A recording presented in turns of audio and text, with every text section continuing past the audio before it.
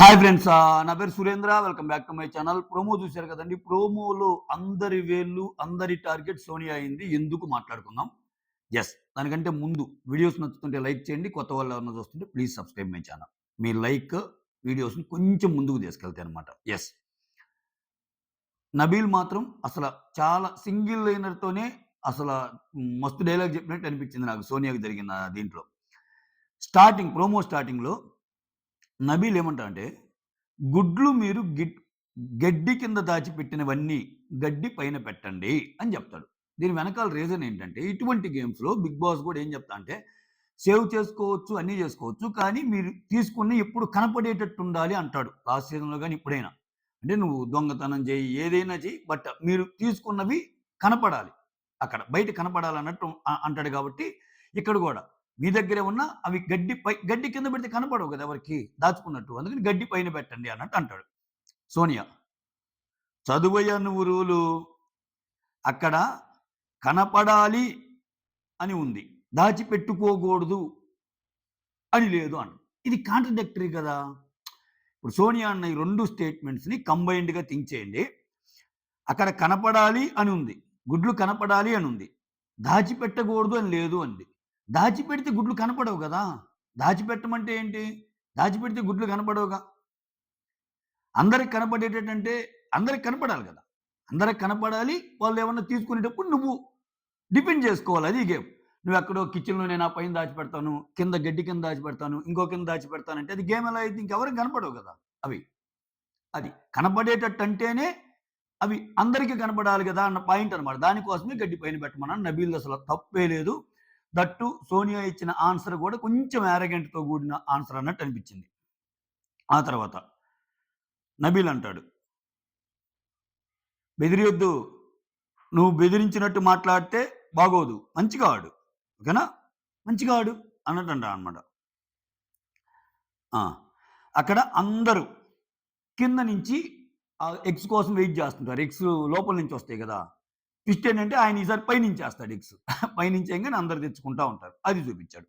ఆ తర్వాత ప్రేరణ దగ్గరున్న గుడ్లని సోనియా తీసుకెళ్ళడం చూపిస్తాడు.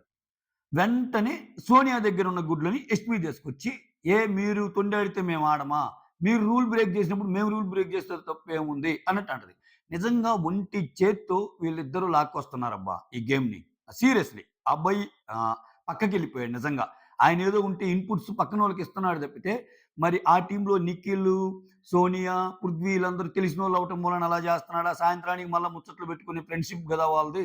ఎందుకనుకున్నాడేమో గానీ, నేను చెప్పాల్సిన పాయింట్‌లన్నీ టీమ్ వాళ్ళకి చెప్పి ఎక్కిస్తున్నాడు తప్పితే, ఇతను గట్టిగా మాట్లాడలేకపోతున్నాడు. ప్రాబబ్లీ ఇవన్నీ రీజన్స్ ఆయన ఈరోజు అబ్బాయిని చీఫ్‌గా తీసేయటానికి గూడా. బట్ ఎక్కడే గాని ఎస్‌పీ ప్రేరణ మాత్రం ఈ గేమ్‌ని ముందుకు తీసుకెళ్ళటంలో మాత్రం సూపర్ అనిపించింది నాకు. నేను రాత్రి అదే మాట చెప్పాను అర్ధరాత్రి ముచ్చట్ల వీడియోలో గూడా. ఇప్పుడు గూడా అదే మాట మీద ఉన్నా. రైట్. ఆ తర్వాత ఇక్కడ సోనియా గుడ్లు ఎస్‌పీ దొంగతనం చేయంగానే మళ్ళా నిఖిలొచ్చి ఎస్‌పీ ప్రేరణ గుడ్లు దొంగతనం చేస్తాడు. ఏంటి నువ్వేం మాట్లాడుతున్నావు? అసలు సంచాలక్ చూడు అసలు వాళ్ళన్ని రూల్స్‌కి విరుద్ధంగా ఆడుతున్నారు. వాళ్ళలా ఆడినప్పుడు మేమాడితే ఏంటి? మేమాడితే తప్పేందా? అన్నట్టు మాట్లాడిద్ది యష్మి. నువ్వే కదరా చూసుకుందామన్నావు. సరే చూసుకుందాం. చూసుకుందాం. మీ ఆట మీరు ఆడండి. మా ఆట మేము ఆడతా అని ఈయన వాళ్ళ గుడ్లు తీసుకొస్తున్నాడనమాట నిఖిల్. ఆ తర్వాత అభయ్, యష్మి మధ్య కన్వర్జేషన్. అభయ్ ఏమంటాడు? వాళ్ళు ఫిజికల్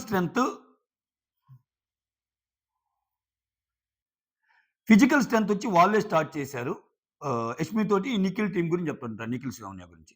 నిఖిల్ వచ్చి మేము మీ దగ్గరికి రాము. మీరు నా దగ్గరికి రావద్దు అని చెప్పాడు. అని చెప్పాక సోనియా, "హే! అలా ఎందుకు చెప్పావు నువ్వు? అలా చెప్పకూడదు కదా!" అన్నట్టు అంటుందంట. అదేంటి? అంటే మనం వాళ్ళ దగ్గరికి రాకూడదు కానీ, వాళ్ళు మన దగ్గరికి వచ్చి లాక్కోవచ్చా? అన్న సెన్స్ అనమాట సోనియాది. ఎందుకని? ఏం చెప్పిన పాయింట్ అంటే మేము మీ దగ్గరికి రాము. మీరు నా దగ్గరికి రావద్దంటే మీనింగ్ ఏంది? మీరు మీరు మీకు నచ్చినయి మీరు ఏరుకోండి. మాకు నచ్చినయి మేము ఏరుకుంటాము. మేము దొంగతనం చేయం. మాయి మీరు దొంగతనం చేయొద్దు. అని నిఖిల్ చెప్పిన మాటని కాంట్రడిక్ట్ చేస్తా సోనియా అన్న మాట గురించి డిస్కషన్ అన్నమాట ఇక్కడ.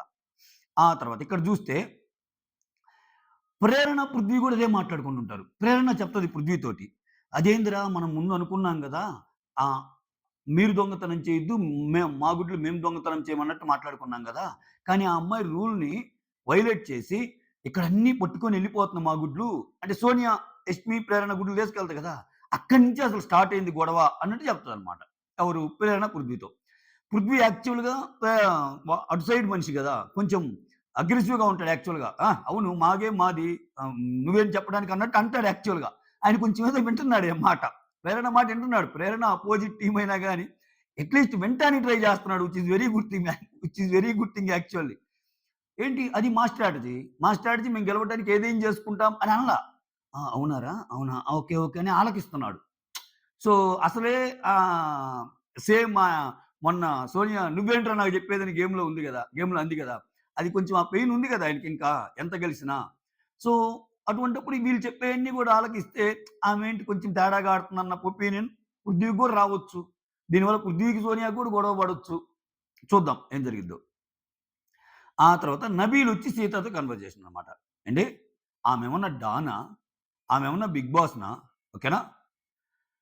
మంచి టోన్‌తో మాట్లాడు. నేను మంచి టోన్‌తో మాట్లాడతా. అంతేగాని నువ్విష్టం వచ్చినట్టు మంచి టోన్‌గా మాట్లాడలేదనుకో, బాగోదు గదా! నేనెప్పుడు అవసరమైనా ఆమెని అండి అనే మాట్లాడతాను. సోనియా గారు, సోనియా అండి అనే మాట్లాడతాను అంటాడు. విచ్ ఈస్ రైట్ యాక్చువల్‌గా.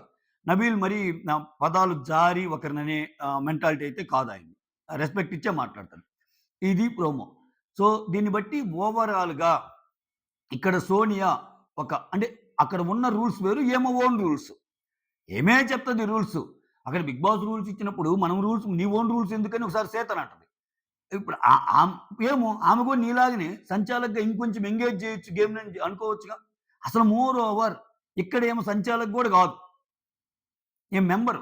వీళ్ళందరి బాధదే. రాత్రి మీరు మొత్తం గాని చూస్తే, ఇటు సీత మాట్లాడిన నిఖిలేంద్ర స్వామి అట్టయిపోయాడు. ఫస్ట్ చాలా ఏదో కొంచెం దృఢంగా ఉండేవాడు.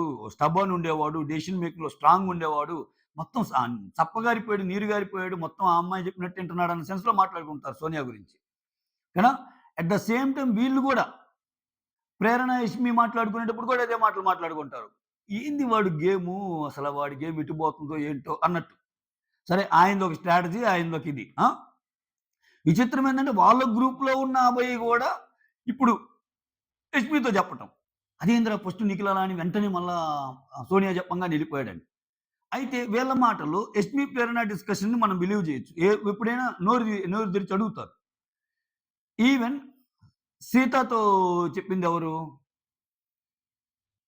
ఈవెన్ నబీల్‌ని గూడా ఎక్స్‌పెక్ట్ జేయొచ్చు మనం. సీతతో అన్నట్టు ఏదైనా అవసరమైతే మళ్ళా ముందుకెళ్ళి అనగలడు. బట్ వేరేస్ అబ్బాయి అనలేడు. వీళ్ళ ముందు చెప్పడమే. అక్కడ సోనియా దగ్గరికి పోయేసరికి "అది గాదు బేటా, అది గాదురా. అసలదేం లేదురా. అసలు నీ తప్పే లేదురా. అసలు నీ తప్పు లేదు. మొత్తం బిగ్ బాస్‌దే తప్పు. లేకపోతే పక్కనోళ్ళది తప్పు" అన్నట్టు అంటాడు. అవసరమైతే బిగ్ బాస్ మీద గూడా నిందేయడానికి ఆయన ఓకే గానీ, నీది తప్పని మాత్రం ఆయన చెప్పలేడు. ఆ కైండ్. సో, అవకాశం రాలేదు. ఒక చిన్న అవకాశం వచ్చినా బాగుండు. బిగ్ బాస్‌లో ప్రతి చిన్న అవకాశము చాలా చీప్‌కున్న ప్రాముఖ్యత ఎటువంటిది? అసలు చీప్ అంటే అసలు చీప్‌కొచ్చే అడ్వాంటేజెస్ ఏముంటాయో, ఎలా ఉంటాయో అని చాలా మాట్లాడాడు ఆయన చీప్ పొజిషన్ గురించి అభయ్. ఇప్పుడు తీరా చీప్ వచ్చాక ఆహ్, హ్యాండ్స్ అప్ అంటున్నాడు. అట్లుంటది ఆయన గేమ్. ఆయన ఇద్దరు. ఇద్దరు ఒక వారియర్స్ లాగా. నిన్న వారియర్స్ అనే పదం ఎవరో ఆడతారబ్బా లైవ్‌లో. నబీల్ వాడతాడు. సో, రండి మా టీమ్ లేడీ వారియర్స్ అన్నట్టు అంటాడు. మరి నిజంగా గాని వారియర్స్ లాగానే ఆడారు వీళ్ళిద్దరు. ప్రేరణ అండ్ యష్మి. ఖచ్చితంగా వీళ్ళకైతే అప్రిషియేషన్ దక్కాలి. దక్కితేనే నిజం. సో, చూద్దాం ఏం జరిగిద్దో ఏమో చూద్దాం. వచ్చే ఎపిసోడ్‌లో. That's all. ఇది ప్రోమో రివ్యూ. మీకేమనిపించిందో కామెంట్ చేయండి. సైనింగ్ ఆఫ్ మీ సురేంద్ర.